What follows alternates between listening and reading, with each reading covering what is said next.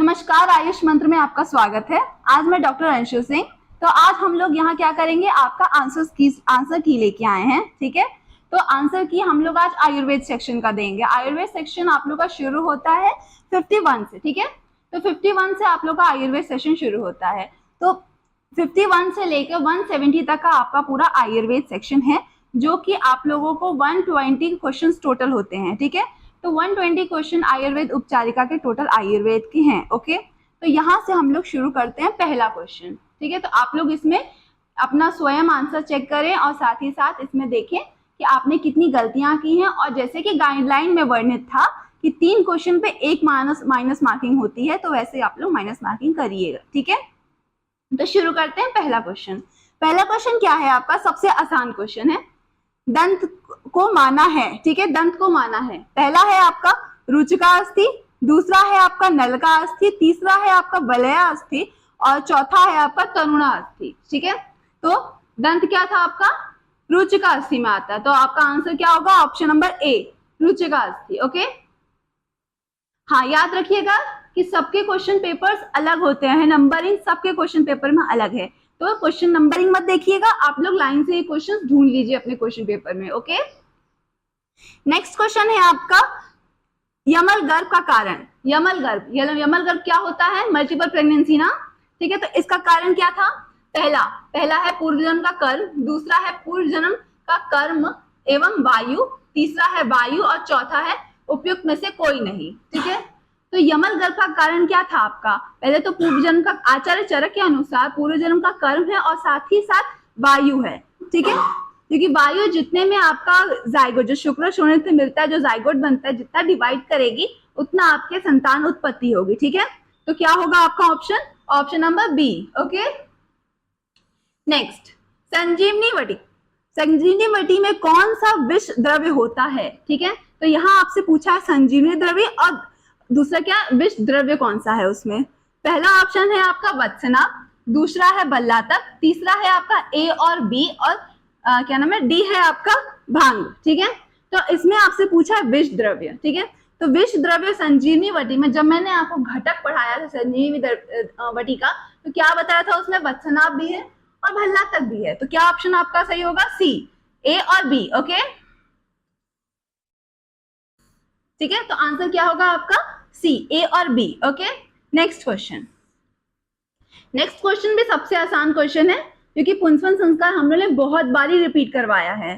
ठीक है, तो नेक्स्ट क्वेश्चन क्या है, चरक अनुसार पुंसवन संस्कार किस नक्षत्र में किया जाता है। ठीक है, तो पहला है ऑप्शन नंबर 1 है आपका भरणी, दूसरा है आपका पुष्य, तीसरा है आपका कृतिका और चौथा है आपका उपयुक्त सभी। ठीक है, तो आपका क्या होगा, नॉर्मल सी बात है, पुष्य संस्कार और पुष्य नक्षत्र में किया जाता है। ठीक है, तो आपका क्या होगा, ऑप्शन नंबर बी, पुष्य। ठीक है, नेक्स्ट क्या है आपका, वरा किसका पर्यायवाची है। वरा आपको स्पेसिफिक पॉइंट करके बताया गया था मैंने कि वरा किसका पर्यायवाची था। ठीक है, तो किसका था, पहला है ऑप्शन नंबर ए क्या है आपका, त्रिजातक, ऑप्शन नंबर बी है आपका त्रिकटु, ऑप्शन नंबर सी है आपका त्रिमद, ऑप्शन नंबर डी है आपका त्रिफला। ठीक है, तो किसका था ये, त्रिफला का था ना, है ना। तो क्या होगा आपका option number D. Okay, next question है आपका, नेक्स्ट क्वेश्चन क्या है आपका, अस्पताल के वार्ड में बिस्तरों के मध्य कितने अंतर बताया गया है। ठीक है, तो इसमें क्या है, आपके एक बेडिंग दूसरे बेडिंग के बीच में कितना अंतर बताया गया था। ठीक है, तो ये क्वेश्चन आपके नर्सिंग का है ना। ठीक है, चलो पहला क्वेश्चन क्या है, पहला ऑप्शन क्या है आपका 2 से 3 मीटर, दूसरा है आपका 1 से 2 मीटर, तीसरा है आपका 4 से 5 मीटर और पांचवा और चौथा है आपका 1.5 से 1 मीटर, है ना। तो क्या बताया गया था, पहला ऑप्शन नंबर ए है आपका 2 से 3 मीटर। ओके, अपनी अपनी कॉपी में मैं दोबारा रिपीट कर रही हूँ, अपनी कॉपीज में ऑप्शन चेक कर लेना कि आपका ए कहाँ है, आपका बी कहाँ है। ठीक है, तो ए में मेरे में तो 2 से 3 मीटर दिया है, आप में कहीं ए कोई और क्वेश्चन ना हो। ओके, तो एकदम ध्यान से चेक करिएगा। ठीक है, ठीक है, नेक्स्ट क्वेश्चन है आपका, नेक्स्ट क्वेश्चन क्या है आपका, किस ऋतु में दीवा स्वप्न वर्जित है। ठीक है, तो इसमें पूछा गया किस ऋतु में दिवा स्वप्न वर्जित है। ओके, ऑप्शन चेक करते हैं हम लोग। पहला है हेमंत ऋतु, दूसरा है वसंत ऋतु, तीसरा है ग्रीष्म ऋतु और चौथा है आपका शिशिर ऋतु। तो इसमें क्या बोला है, दीवा स्वप्न वर्जित है। दीवा स्वप्न निषेध है, कब दीवा स्वप्न नहीं, मतलब दिन में नहीं सोते हैं। ऑब्वियसली बात है, हम लोग एक ऋतु को छोड़ के दीवा स्वप्न सब में निषेध था। वो एक ऋतु कौन सी थी, ग्रीष्म ऋतु। तो इनमें से ए, बी और डी, मतलब कि हेमंत, वसंत और शिशिर, इनमें से कोई भी आंसर आपने किया हो तो सही होगा, ठीक है। लेकिन अगर आपने ग्रीष्म ऋतु किया है इसमें तो वो आंसर गलत होगा, ठीक है।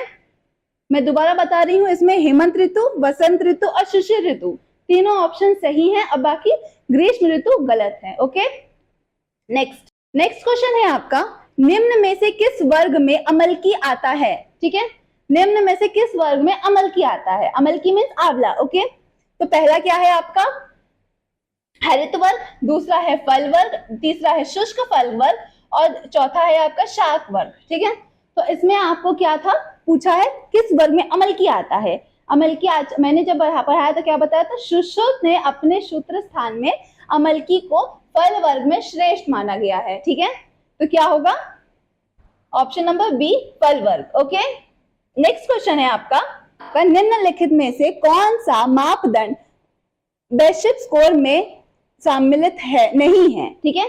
तो यहाँ सबसे इंपॉर्टेंट आपको नहीं देखना है, ठीक है, ठीक है। तो इसमें क्वेश्चन आपका ऑप्शन क्या, पहले ऑप्शन चेक करते हैं हम लोग। ऑप्शन क्या है आपका, भ्रूण हृदय गति, दूसरा ऑप्शन क्या है आपका, गर्भाशय ग्रीवा का फैलाव, तीसरा क्या है आपका, गर्भाशय ग्रीवा की स्थिति और चौथा है आपका स्टेशन। ओके, ठीक है। तो 4 ऑप्शंस हो गए आपके। तो इसमें क्या था आपका आंसर सही, पहला ऑप्शन, मतलब कि भ्रूण हृदय गति। ओके, नेक्स्ट क्वेश्चन ये मैंने हाईलाइट करवाया था, ठीक है। नेक्स्ट क्वेश्चन क्या था आपका, हंसोदक सेवन का उल्लेख किस ऋतु में किया गया है। हंसोदक आपको ऋतुचर्या में पढ़ाया था मैंने, याद करिए। चलिए, पहला क्या है आपका ऑप्शन, वसंत ऋतु में, दूसरा है ग्रीष्म ऋतु में, तीसरा है शरद ऋतु में और चौथा है हेमंत ऋतु में। तो ये इसका वर्णन किस ऋतु में है, आपके शरद ऋतु में है ना। तो क्या ऑप्शन होगा, ऑप्शन नंबर सी, आपका शरद ऋतु। ओके, नेक्स्ट, निम्न में से कौन सी औषधियां ग्रहण नहीं की जाती है। जो नई औषधियां हैं जो नहीं ग्रहण की जाती हैं, ठीक है। तो पहला ऑप्शन क्या है आपका, काली मिर्च, बड़ी एला, दूसरा ऑप्शन क्या है आपका, पिपली वायविडंग, तीसरा है आपका शुंठी बचा और चौथा है आपका हरिद्रा शुंठी। ओके, तो इसमें क्या ऑप्शन सही होगा, ऑप्शन आपका बी, पिपली और वायविडंग। ओके, नेक्स्ट क्वेश्चन है आपका, शारंगर के अनुसार औषध सेवन के कितने काल बताए गए हैं, ठीक है। तो इसमें चरक नहीं शारंगर पूछा गया है, ठीक है। तो क्या है आपका, पहला ऑप्शन 6, दूसरा ऑप्शन है 5, तीसरा ऑप्शन है 8 और चौथा ऑप्शन है आपका 4। ओके, तो कितना बताया गया था, जब मैंने आपका औषध सेवन काल पढ़ा रही थी तो आपको मैंने चरक, सुश्रुत, वाग्भट और शारंगर चारों का बताया था, है ना। तो शारंगर कितना है, 5। तो option number B 5। Okay, next, ठीक है। नेक्स्ट क्वेश्चन है आपका, तो अभी तक आप लोग काउंट करते रहिए कितना आप लोग का सही है। सारे काउंट आप लोग हाफ नंबर करिएगा, एक क्वेश्चन का अगर सही हुआ तो हाफ प्लस करिएगा और अगर गलत है तो 3 पे 1 गलत, ऐसे कैलकुलेट करते रहिएगा। ओके, नेक्स्ट क्वेश्चन क्या है आपका, आयुर्वेद अनुसार मातृ दुग्ध के अभाव में शिशु को दुग्ध देना चाहिए, ठीक है। तो पहला ऑप्शन क्या है आपका, हथनी या भैंस का, दूसरा ऑप्शन है भैंस या उठनी का, तीसरा है उठनी या घोड़ी का और चौथा है आपका बकरी या गाय का। ओके, तो आपका क्या इसमें ऑप्शन सही होना चाहिए, डी ऑप्शन, बकरी और गाय का, ठीक है। ये भी एक टाइप का इजी क्वेश्चन है, ठीक है ना। ये आपका क्या है, जो संयोग और विभाग का कारण हो एवं द्रव्यों में आश्रित हो उसे क्या कहते हैं। सबसे इजी लाइन है आपका, द्रव्य में आश्रित होता है। इससे आप इमेजिन कर सकते हैं कि कौन सा आंसर सही है। ओके, पहला ऑप्शन क्या है आपका, प्रभाव, दूसरा है आपका कर्म, तीसरा है आपका वीर्य और चौथा है आपका गुण, ठीक है। तो इसमें क्या मैंने बोला था कि द्रव्य में आश्रित, द्रव्य में क्या क्या आश्रित होता है, आपका गुण और कर्म। तो आपको भी इन दोनों में ढूंढना है। इन दोनों में पहले पहला आपका सेंटेंस क्या था, जो संयोग और विभाग का कारण हो, है ना। लेकिन आपका गुण तो निष्क्रिय होता है, तो आपका ऑप्शन क्या होगा, कर्म, है ना। तो कर्म आपके संयोग और विभाग का कारण भी होता है, साथ साथ वो द्रव्य के अंदर आश्रित भी होता है। तो ऑप्शन नंबर बी आपका कर्म। ओके, नेक्स्ट क्वेश्चन क्या है आपका, शोषक के अनुसार रक्त का गुण होता है, ठीक है। तो ऑप्शन नंबर पहला है आपका उष्ण एवं मधुर, सेकेंड है आपका अनुष्ण शीत एवं मधुर, सी ऑप्शन है आपका शीत एवं स्निग्ध, और डी है आपका उपयुक्त में से कोई नहीं। तो आपका जो रक्त होता है उसका गुण क्या मैंने बताया था, पहला ऑप्शन उष्ण और मधुर। ओके, तो इस क्वेश्चन में से जिसका ऑप्शन नंबर ए उष्ण और मधुर जिसने किया है वो सही ऑप्शन है। ओके, नेक्स्ट क्वेश्चन क्या है, निम्नलिखित में से कौन सा गर्भधारण सामग्री का भाग नहीं है। तो गर्भधारण सामग्री, गर्भ संभव सामग्री, है ना, जो मैंने आपको लास्ट टाइम आई थिंक तो क्वेश्चन आंसर सीरीज में था। तो इसमें क्या पूछा है, कौन सा भाग नहीं है, ठीक है। तो पहला ऑप्शन क्या है, अंबु, दूसरा है क्षेत्र, तीसरा है रक्त, और चौथा है आपका ऋतु।